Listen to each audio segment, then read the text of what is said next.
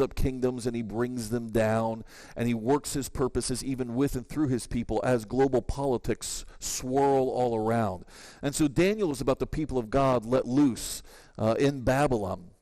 But what I want to do this morning in the first hour is go to the most familiar story of all, chapter 6, Daniel and the lion's den. And I want to look at that story maybe with fresh eyes, hopefully maybe notice some things that maybe you haven't thought about before in this story.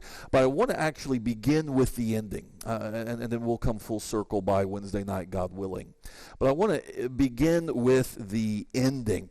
And so just as Daniel chapter 1, which we'll talk about next hour, begins with a change of empires, the rise of the Babylonian Empire, the story of Daniel ends with the change of an empire again, only now it's Babylon passing away, and it's Persia coming on the scene. Have your Bible this morning, book of Daniel, chapter 5, turn back a page. Chapter 5, verse 30, that very night Belshazzar the Chaldean king was slain, and so Darius the Mede received the kingdom at about the age of 62. And it seemed good. Sometimes those chapter breaks are in really unfortunate places, aren't they? It seemed good to Darius to appoint 120 satraps over the kingdom, that they would be in charge of the whole kingdom. And over them 3 commissioners, of whom Daniel was one, that these satraps might be accountable to them, and the king might not suffer loss. And so we have this change of empires. What do you do when you take down the most powerful empire the world has yet seen, only to be replaced with a yet more powerful empire? Well, that's what's going on here in chapter 6. How do you set up shop when you knock down one empire and want to replace it with your own? Well, that's what's going on as we ease into Daniel chapter 6. Babylon is a defeated empire. It needs to be resorted, rearranged, and it needs to be governed well. And so we've got to reorganize all this territory. 120 regions, 3 leaders over those 120 regions. But let's keep reading. Verse 3. Then after this, Daniel began to distinguish himself among the commissioners and satraps because he possessed an extraordinary spirit. And the king planned to appoint him over the kingdom. And then the commissioners and satraps began trying to find ground of accusation against Daniel in regard to government affairs, but they could find no ground of accusation or evidence of corruption, inasmuch as he was faithful, and no negligence or corruption was to be found in him. So these men said, we will not find any ground of accusation against this Daniel unless we find it against him with regard to the law of his God. And then these commissioners and satraps came by agreement to the king and spoke to him as follows: King Darius, live forever. All the commissioners of the kingdom, the prefects and the satraps, the high officials, the governors have consulted together that the king should establish a statute and enforce an injunction that anyone who makes a petition to any god or man beside you, O king, for 30 days shall be cast into the lion's den. Now, O king, establish the injunction and sign the document so that it may not be changed according to the law of the Medes and Persians, which may not be revoked. And therefore, King Darius signed the document, that is the injunction. Let's see this. Doesn't seem to want to cooperate with me this morning. That's a good question.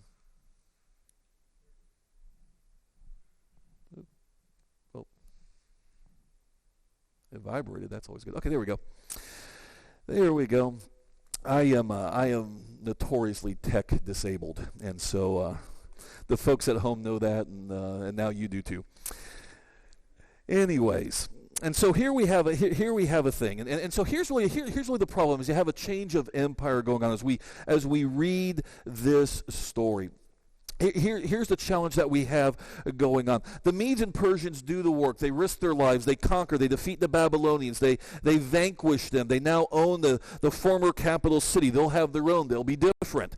But they've got to set up shop in this particular region of Babylon that now they control, that they have conquered. And so what does Darius do? Shockingly, he does something you don't do in the ancient world or even in the modern world. He picks a holdover from the last regime. Listen, we don't do that today, right? You have a Democratic administration come in. What do they do with the previous officials in the Republican administration? They're gone. They're looking for new jobs. Don't worry, they'll be fine. They always are. But that's what happens in the ancient world as well. When you take over a place, you don't do what Darius did amazingly. He picks not just an official of the last regime, he picks one of the last regime's captives. Think about that.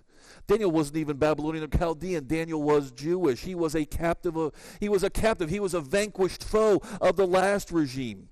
And he picks, what Darius does shockingly is he picks a Jew of all things. You have to understand, Jews were not exactly a respected or appreciated people in the world. They were defeated nearly a century since they had fallen. They were not a respected people. They were a weak and small people. And a Jew of all things. This would not sit well with the folks at home. What do you do when you take over? When you win an election or you conquer an empire, what do?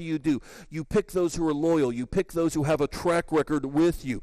You pick people who have worked with you in the past and shed their blood and sown their tears with you. That's who you pick, and that's who you reward with positions in your new empire, your new administration. You pick people who are of your army, your race, your political party, your culture, your language. That's what you do when you take something over. But here's Daniel, and here's the thing you got to think about.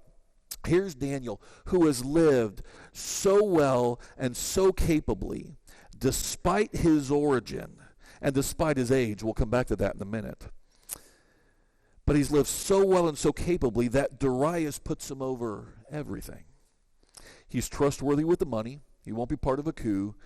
This is a guy you can do business with, and Darius keeps him around. Again, normally when you take over an empire, you do something different. You get rid of the previous leadership and their families. Why do you do that? Well, in ancient power politics, it's called a revolt. It's called a palace coup. You don't want that. And here's Daniel again. Think about how shocking it is what Darius has done. Here's Daniel, who per chapter 5 is technically not just an official. Technically, he's third ruler of the kingdom. Remember what Belshazzar offered him? If he could interpret the handwriting on the wall, you get to be third ruler in the kingdom. That's a pretty high up position. Normally, those are the guys you get rid of and clean house when you take over. But here's Daniel. Maybe it's that his reputation preceded him. Surely that's got to be it. He's got knowledge. He's experienced. The rumor is he has a divine connection by this time in the story. The gods seem to know him and do things with him. That makes him useful. And besides, rumor is these Jews are hard to kill anyways. We threw them in a fiery furnace once and they still didn't die.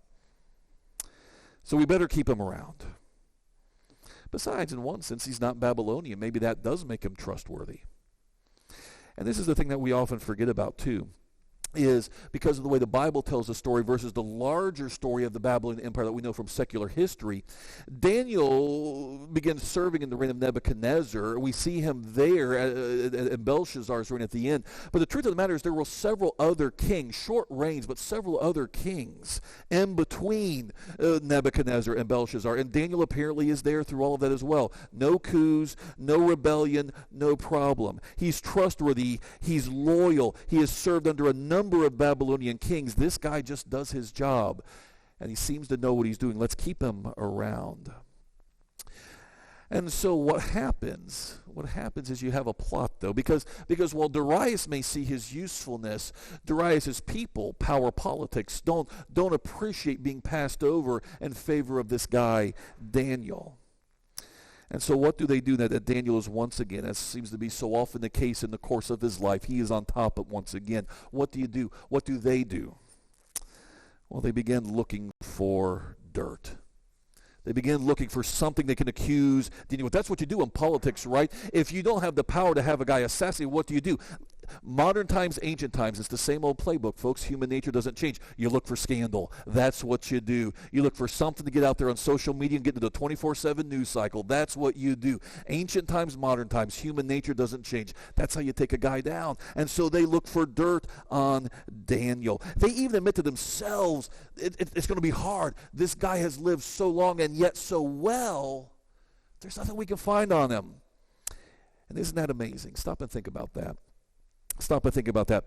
When you get intelligent people, and these enemies would have been intelligent, you don't get to be at that level in an empire without knowing how to play the game, folks.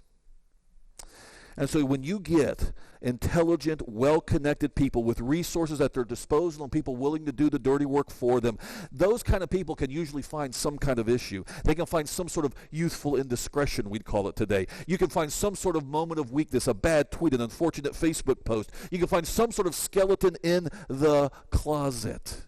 Stop and think about it. You and I in our own lives, how many of us would want to know the investigative journalists were snooping around our life? Think about that. Looking for an unfortunate high school yearbook photo.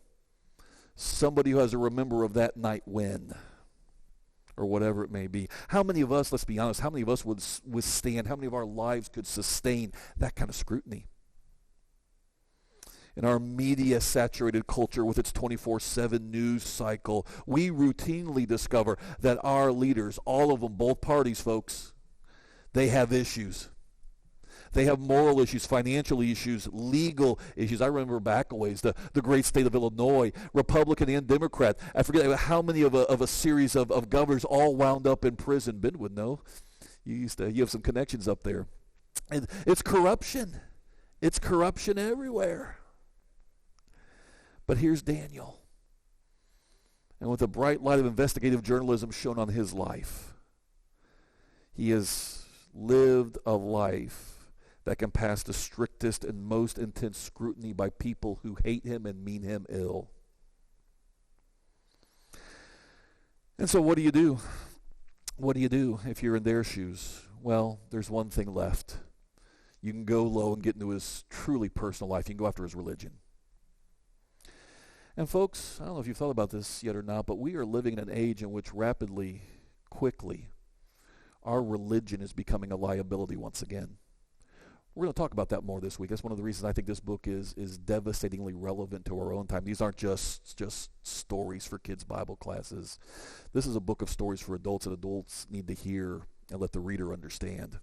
These are stories that very much speak to the time that we are entering into more and more. I'll talk about that more next hour in particular, and we're going to develop that all week long. That at the end of the day, your religious views and your adherence to them may become more and more a social liability. So that's the wedge issue. That's where they go on Daniel. But let's also, as we recognize the pivot they make to his religion and his religious life, let's reset our perspective on this book in general and this particular story specifically. There is much more to this story, as we're about to see, than just the famous children's story as we often teach it and then leave it behind as we get older and move on to the book of Romans and serious adult fare.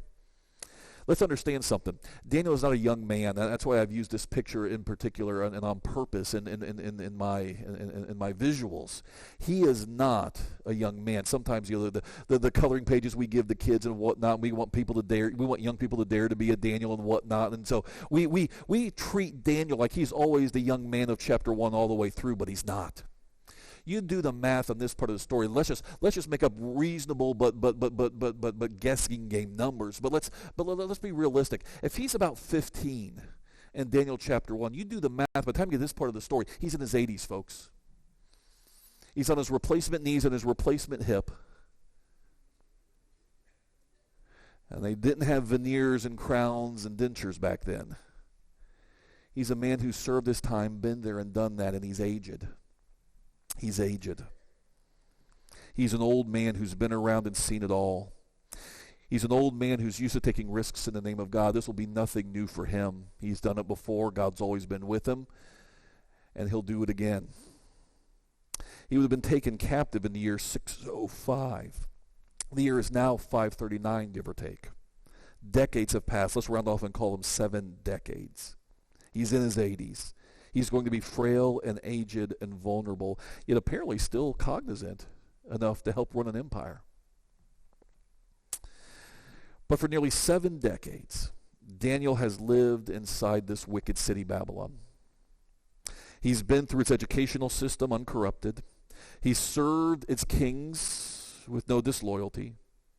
There's been no rebellion on his part, no slander, no financial shenanigans, no cooked books, no intern scandals. For nearly 7 decades, no moral or sexual faux pas. There is nothing for Daniel to hide. Ladies and gentlemen, you and I have to live a life in this age that demands an explanation like Daniel's did, where the only thing that they can hold against us is our religion. Where when people hold the brightest lights of the most severe scrutiny on our lives, the only thing that they can or should be able to say against us is, we serve a different God, a wrong God, an intolerant God. And we live by a different code in our lives than the rest of them. That when they look at our lives, whether we're younger, whether we're older, whether we're in business or in school or whatever our life situation, when they look at our lives, there is no corruption, there is no cheating, there is no negligence. There's no fudging in the files. There's no padding of the estimates. There's no customers treated unfairly or dishonestly. There's no worker materials or equipment that have been missing or pilfered. There are no neighbors who have complaints, because we have been the kind of people who make God look good, and the only thing they can hold against us is the fact that they don't like God. The only explanation, the only fault they can find with Daniel, and hopefully with us, is our religion. And so they say, let's see if we can find fault with him and with his relations with his God and his law and his God's law. And so here's Daniel. Here's Daniel, who has never blamed God or become bitter for 7 decades. He's never blamed God or become bitter. Think about that. If you and I as a young person, and young people struggle with a sense of justice sometimes in particular, if you and I as young people have lost our homes, lost our families, lost our aspirations, if we've been transported into a far-off country of different ways and customs and language and living, think about how much that would cause us to turn bitter towards God. In fact, many of us, if we're honest with ourselves, we often get angry at God or even bitter towards God for far less. And here's Daniel, who for decades has never blamed God, become bitter. He spent his entire adult life as a captive. Don't miss that either. The people never let him forget that. He's still Daniel, one of the Jewish exiles. No matter how long he lives and how well he does, that's still who he is. He's not one of us. He spent his entire adult life as a captive, living at the sole discretion of a monarch. One monarch, Nebuchadnezzar, who literally goes insane for a while. That's Daniel chapter 4. We'll talk about that one night this week.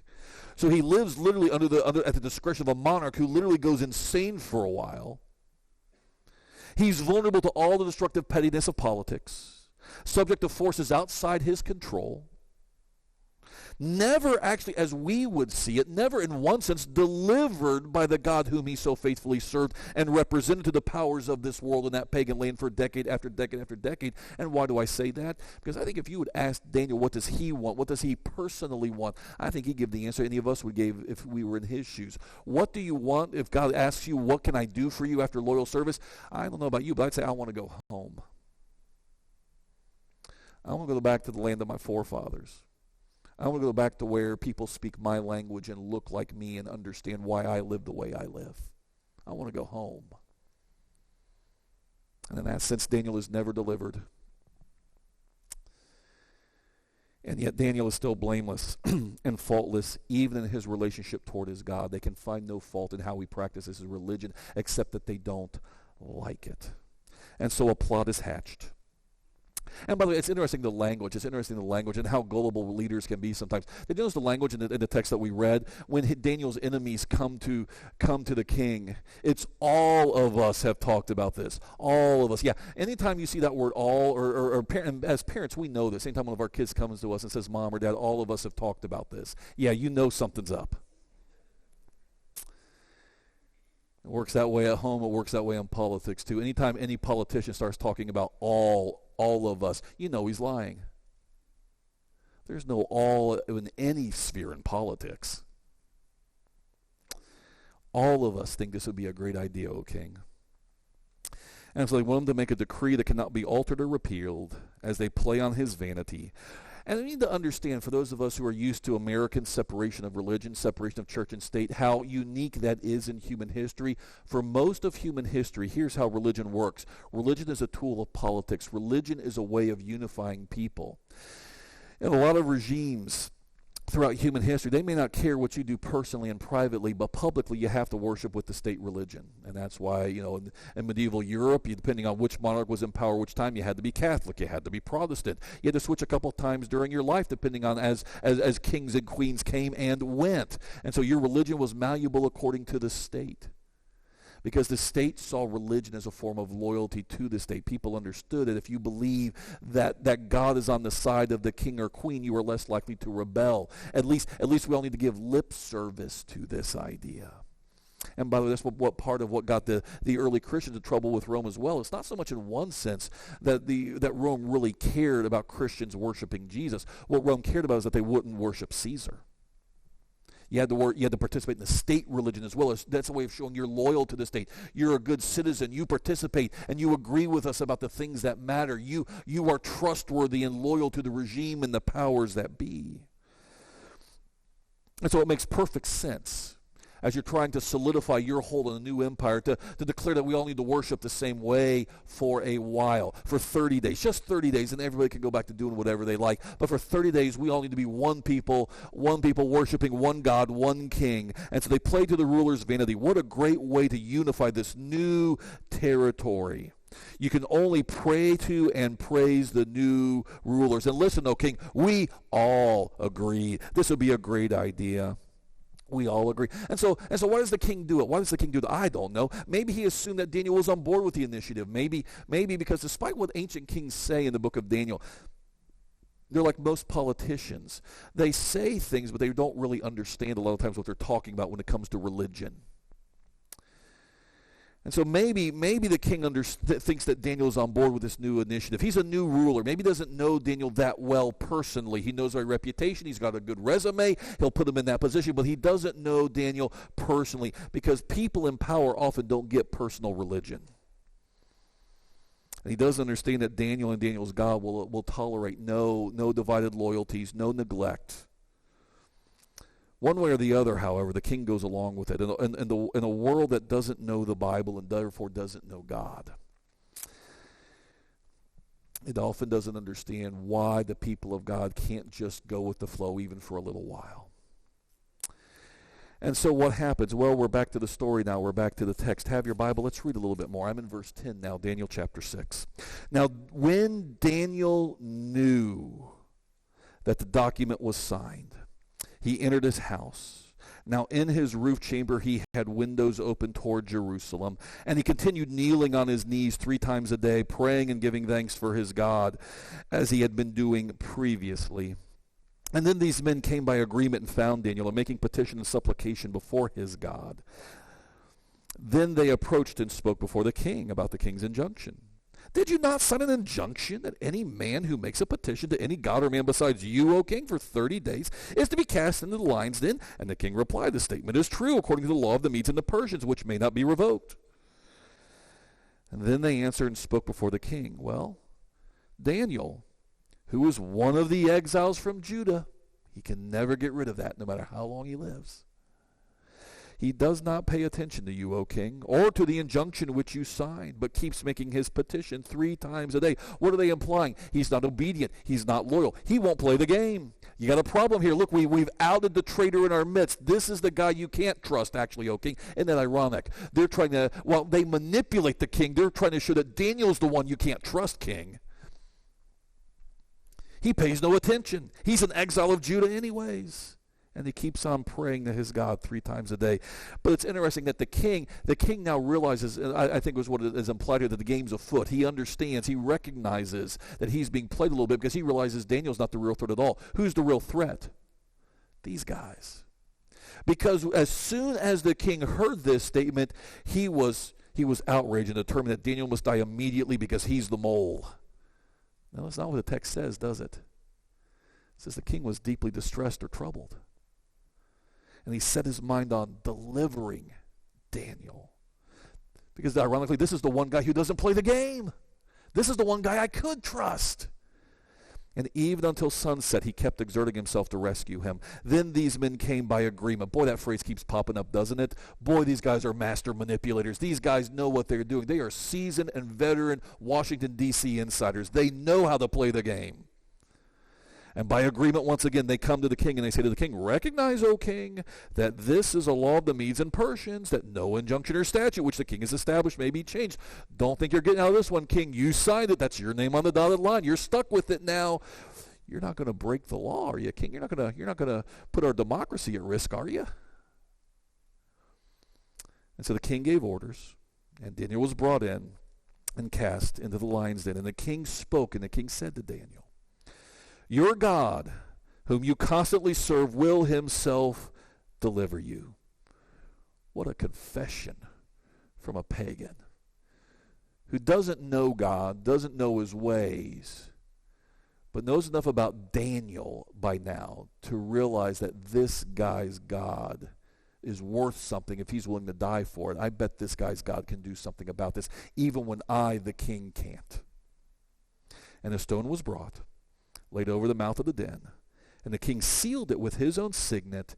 And then let's see how he gets everybody else to have some skin in the game on this too. And the signets of all the nobles sealed it so that nothing would be changed in regard to Daniel. You guys wanted this, you guys got it. I'll put my ring on there. I signed the law. You guys stick your rings on there too. We're all in this together. We've all done this. And I know that, and you own it too. It's interesting, though, as we go back now and we think through this section a little bit more. Let's dig here for a minute. Let's dig. Daniel knew about the decree. He knew, the text makes very clear, but this was his routine. And it's important, the text emphasizes, this was his previous habit. This is what he does. This is why they knew they could catch him doing it. This is why they knew they could make an appointment. If we come doesn't matter what day of the week apparently, but whatever, we're going to be there Tuesday at noon because that's one of the times. We know what Daniel does. We know what he's about. We know his routine. And so here's Daniel. He knows the decree is signed, but this is his routine. This is his lifestyle. These are his habits. He doesn't get religion once he's in trouble like too often what we do. This is what Daniel is all the time, every day for decades on end. He prays 3 times a day, and you can bank on that. And so these men go and they find Daniel doing what he always does. But here's the thing, and I want you to understand this as well, especially young people, because sometimes we get the wrong idea, I think, about how we let the world know who we are, how we let our light shine before men, and it's this. What Daniel did not do is he did not make a public spectacle. Once he knew the law was signed, he doesn't say, you know what? It's time for me to start praying in public and stick it in their face. No. He just kept doing what he always did, which was right. And when you simply do what is right, not to be seen by men, but to be seen and be faithful to God, that will be enough when the time is right. He didn't make a public spectacle of it. He didn't make an issue of contrary behavior. He didn't run the social media and say, this law is awful, and so here I am. I'm going to live stream my next prayer. He didn't go to the public square and pray to be seen by men. His enemies had to go out of their way to see him, to hear him, to find him praying at home in privacy. But because of the way he lived for 7 decades, that was enough. And they knew where to find him. And Daniel is still being faithful to the choice he made decades before back in chapter 1. You don't have to be obnoxious to be faithful. You don't have to be a keyboard warrior on social media to be faithful. Just do what's right in the little things every day, and that will be enough. And God will be honored when God chooses to work providentially in his ways in the world to use you for purposes that you and I may never understand this side of eternity. And so Daniel is ratted out. Again, notice how Daniel's described to the ruler. He's just a Jewish exile. His decades of impeccable loyalty and faithful service are impeached. It counts for nothing with these people. Let me tell you something as well, and young people, listen to me about this. When the time comes and you are noticed for doing what's right in a world in which everyone else does what is wrong, it will not matter how many years you have been a loyal and faithful employee of the company. It will not matter how long you have been friends with certain people. None of that will matter when the world decides that the way you live is insufferable and intolerable anymore. And there's nothing new about that either. The way the world is the way the world has always been. And all his decades of impeccable loyalty and faithful service mean nothing. The ruler, of course, makes every effort to save him, to find a loophole for Daniel, but it can't be done in their legal system. I wonder, it says till sundown, basically. He looked for ways to get Daniel out of it. I mean, you got to think he had his best lawyers working on this. Where's the loophole? Can we overfeed the lions? Throw them some extra meat. They won't be hungry tonight. What drug tranquilizes lions? What can we do with this? There's got to be something. There's got to be a way, but you got to understand, at the end of the day, he's still a creature of his system too, and it's this. Because he's a creature of his system, he wants to save his power at all costs still.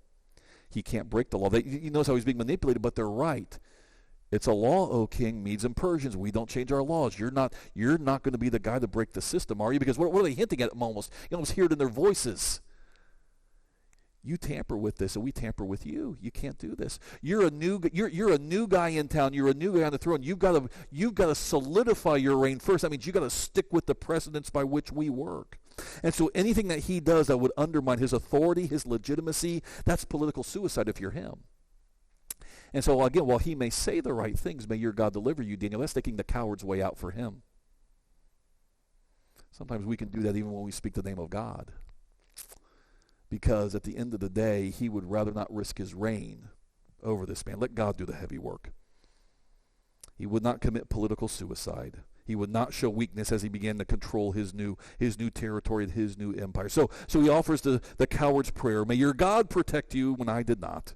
May your God, whom you worship, continually. See, yes, Daniel, even I, the king, I've come to understand about your lifestyle, about how you live. And it's interesting. The text makes clear as you go down then to verse 18 that the king went off to his palace and spent the night fasting. No entertainment was brought before him. His sleep fled from him. He's concerned all night long. The text goes on then, verse 19. Then the king arose at dawn at the break of day, went in haste to the lion's den. And when he had come near the den to Daniel, he cried out with a loud and troubled voice, because this was an honest man. A foolish and weak man, perhaps, a worldly man, but a genuine man. And he calls out in a troubled voice. And he spoke and said to Daniel, Daniel, servant of the living God, has your God, and pronouns matter, not just these days, but even those days, your God. Still not my God, your God. But has your God been there for you?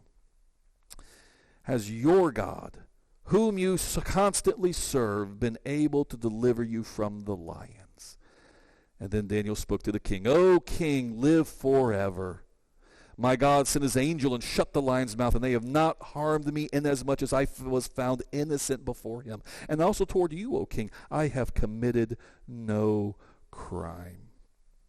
He's back to the cave or the den or whatever it actually was. Early the next morning, anguish called to Daniel, servant of the living God. It's interesting that he doesn't call him Daniel, Jewish exile.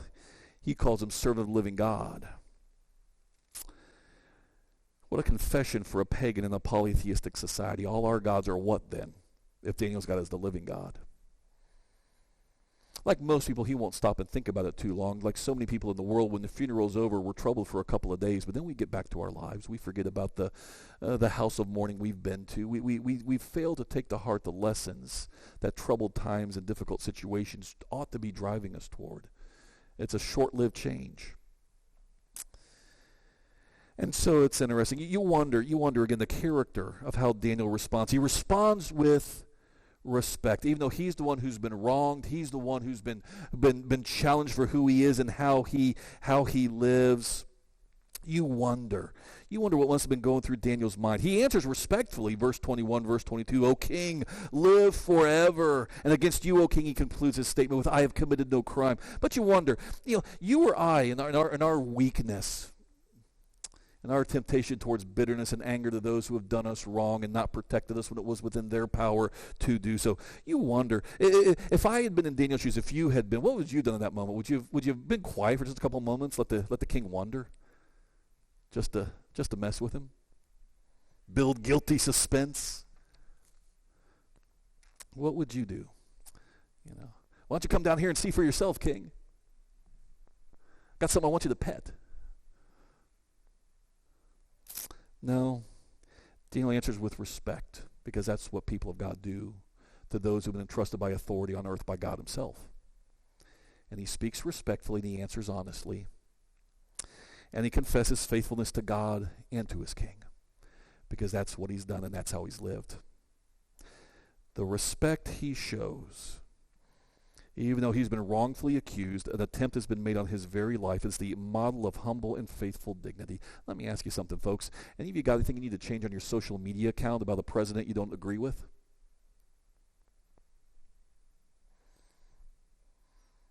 It's always one party or the other, so somebody's always upset about something. Do you show that kind of respect to the people whom God has allowed for reasons known only to God to have authority over the affairs of men for a short time in this world. Because Daniel does. He shows respect to somebody who literally nearly had him killed. How would you or I have responded to that situation? Well, you look at your social media account, you might know. Will we have our sense of righteous indignation inflamed? Wreck my reputation, will you? Mess with my taxes and property, will you? Listen to lies about me. Throw me to the lions, will you? It's too late for I'm sorry's, O king. You can see the power of my God now, and I'm gonna call him down upon you. I'm going to ask him to do something about you. Isn't that what we sometimes do? Or at least think about it? But who Daniel is and the life that he lives allows him to transcend that moment. Again, he speaks in respect, still in the proper protocol. O king, live forever. From the bottom of a lion's den, he responds with the same language as the brown-nosing group earlier in the chapter, but the difference is Daniel means it because he's literally got skin in the game. And that, ladies and gentlemen, is an integrity to pursue in our own lives. And so once again, as God delivers, you have pagans confess and praise because of who Daniel is and how he lives. Drop down, verse 25. So Darius the king wrote to all the peoples, nations, and men of every language which were living in all the land and said, may your peace abound. I make a decree that in all the dominion of my kingdom men are to fear and tremble before the God of Daniel. He doesn't get it fully. He's still a polytheist. He's not saying only the God of Daniel. But the point is, God is known among the nations and glorified because of who Daniel is and how he lives, even as an old man. He delivers and he rescues and he performs signs and wonders in heaven and earth. Who has also delivered Daniel from the power of the lions? And then at that point in the story, Daniel sails off into the sunset, writes his memoirs, and enjoys a peaceful and comfortable retirement. No, that's not what the text says. Look at the last verse. So this Daniel enjoyed success in the reign of Darius and in the reign of Cyrus the Persian. He didn't retire. He kept working. Yes, God was with him and it profited him. But the point was, even in his 80s, he wasn't allowed to just go and rest, to check out from serving God and representing him in this world and in this life. And so once again, God is confessed and glorified among the nations because of Daniel's faithful representation of God and God's values at great personal risk to his person. And let's understand something, ladies and gentlemen. When we read these kinds of stories in the Bible, we don't read them with really real fear or trepidation or trembling because we have known so many of these stories so long and so well that we already know the ending. It's almost impossible to read the story without knowing the ending. The problem is Daniel didn't know in that moment. He didn't know in that moment in chapter 1. We'll talk about that next hour. And he didn't know at the end of his life in chapter 6. There simply are no guarantees this side of eternity what God may allow to happen in your life. That's not why you serve him. You serve him because he's God. That's why you do what you do. This is not a God to be used for our own personal benefit. This is a God to be served. So the last couple of minutes that we have this morning, let me make, if I can, just a couple, 3 or so quick observations about seeing ourselves in this story. Because you do understand, right? You do understand, we live in stories. Kids do this when they're young and they're little, right? I mean, think about it. You got a little boy. You got a little son growing up. What does he do? He wants to be a Marvel hero, or he wants to be some Star Wars character, or whatever. But we see this in our kids, right? And then young ladies have different things that they're into, Disney princesses or whatnot. But what do they do? When children role play that, what are they doing? They're imagining themselves living in the story. They're imagining themselves as a Marvel hero. They live in that world. They save the world from whoever and whatever. Same thing with Star Wars. They save them from Darth Vader, Kylo Ren, whatever. Why do they play and dress up? They imagine themselves living in that story, participating in that world. Folks, you need to understand, the Bible is not just a book of stories. It is the story in which we live. And we need to learn to find our lives in these stories and live in light of them, because the God who ruled over the affairs of men then is the God who rules over the affairs of men today. Technology changes, the scenery changes. We have indoor plumbing and air conditioning and electric lights, at least for a little bit longer. But that being said, human nature does not change. And again, as we go through the course of our few days together, I hope all the more by the time we're done Wednesday night, we will all the more understand that it's always Babylon out there. That's what we're going to talk about next hour. But to see ourselves in the story, it requires three things real quickly as we wrap up this hour. Number one, it requires being people of substance, not just statements. It requires us to be people of substance, not just statements. It's not enough just to do your job. It matters that you do it well. Sometimes we make the mistake. Sometimes I hear Christians, and I know they mean well when they use this kind of language that we'll talk about. Well, we're all sinners, and the church is a place for sinners, and I get that. I understand what that means. But sometimes when I hear people saying that, it's almost like we want to go too far to the opposite extreme, but we are excusing spiritual immaturity, where since nobody's perfect, it doesn't matter that I'm not what I should be, because we're all sinners here, and that's what grace is for. The problem is, in the Bible, we're called to holiness and maturity. There's a road to be walked and progress to be had. And so, yes, we are all sinners. All of us fall short of the glory of God. All of us will continue to do so. But hopefully it's less and it's different as we get older. Hopefully the way we look at 50 is not the way we looked when we obeyed the gospel at 15, even if we all are sinners. We need to be people of substance and not just statements. What does being a Christian look like in daily life? What does being a Christian look like daily in your life? As a student going to school, as maybe a 20-something working a dead-end job that frustrates you greatly, that you have no hope and no purpose in. What does being a Christian daily look like in your home? Husbands and wives, parents and children. Is the dinner table a pleasant place? Or is it a difficult place? What unhealed wounds and unresolved dramas lurk that need to be dealt with? What about in the community, in our neighborhood, again, or even in our workplace? What kind of neighbor are you? What kind of worker, co-worker, employee are you? We need to be people of substance and not just statements. And that's what Daniel is. Number two, we need to realize that growth and fidelity to God bring greater responsibility, not retirement. Your past obedience to God is preparation for future obedience to God, not retirement. And what you are doing right now in your life determines how God can use you in the future. It's kind of like in sports, right? I mean, it's kind of like in sports. We're in Texas. We have Friday Night Lights. It's all about football here. And then you have a nice high school stadium right next door. In football, when your number is called and the play is run in your direction, the ball is thrown to you, what do you have to do if you want that play to be run again and your number to be called again? You have to catch the ball. If you drop the ball, is the quarterback looking your way again? No. You can go on YouTube and watch Tom Brady berate receivers for not catching his passes. You know why he's the greatest? Because receivers are scared not to catch it from him. That's why he's the greatest. And by the same token, you drop too many of Tom Brady's balls, guess what happens? Tom Brady doesn't throw to you anymore, and with the kind of clout Tom Brady has, you're probably not on the roster anymore. Even Julian Edelman might be coming back, man.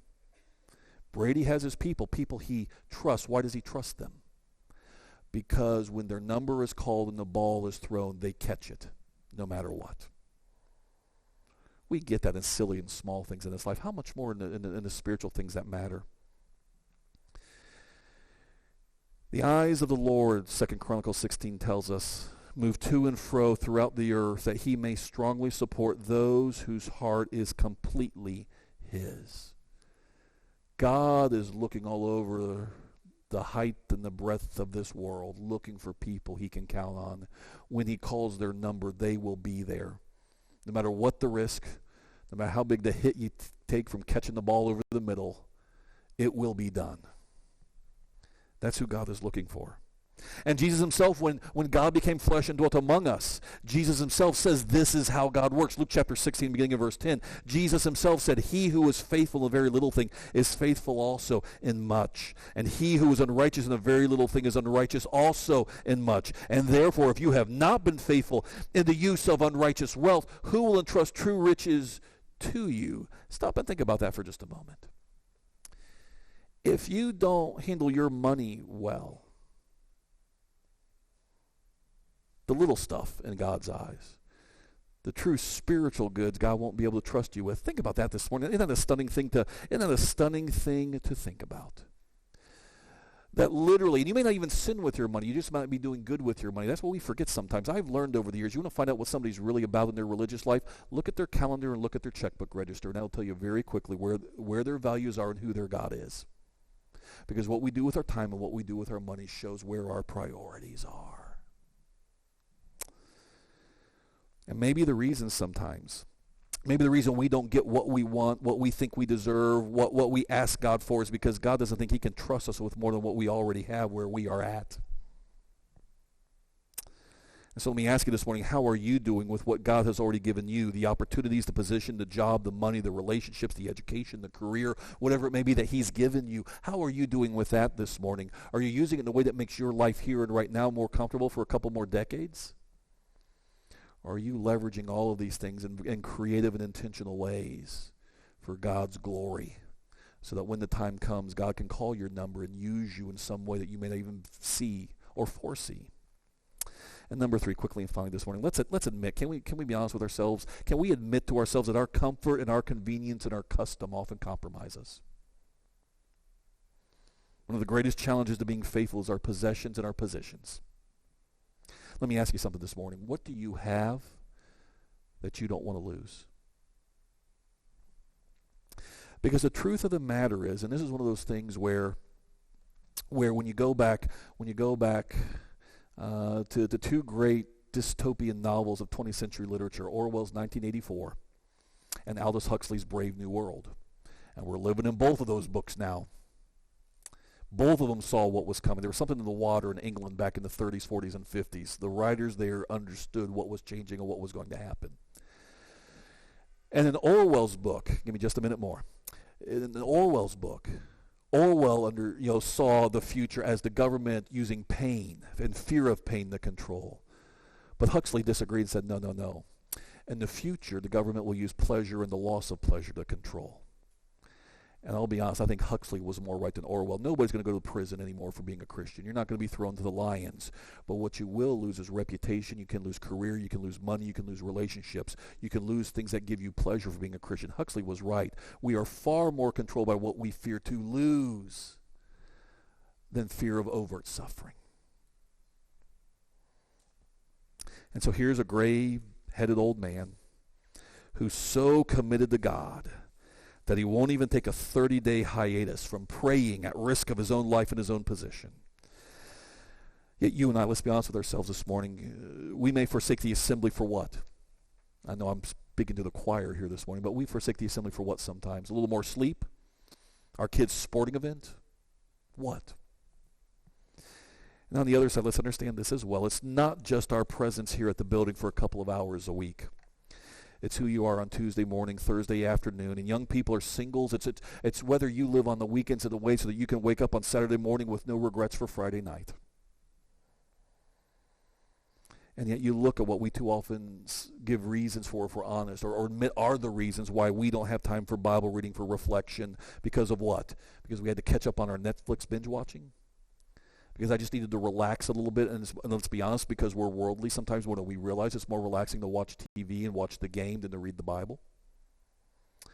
All I know is it wasn't worth it to Daniel, any of it. It wasn't worth it to him. What about us? We have only these 6 stories covering all these decades, all those kings. You do wonder what other stories could be told. But these 6 have been given to us that we may understand. See you next hour.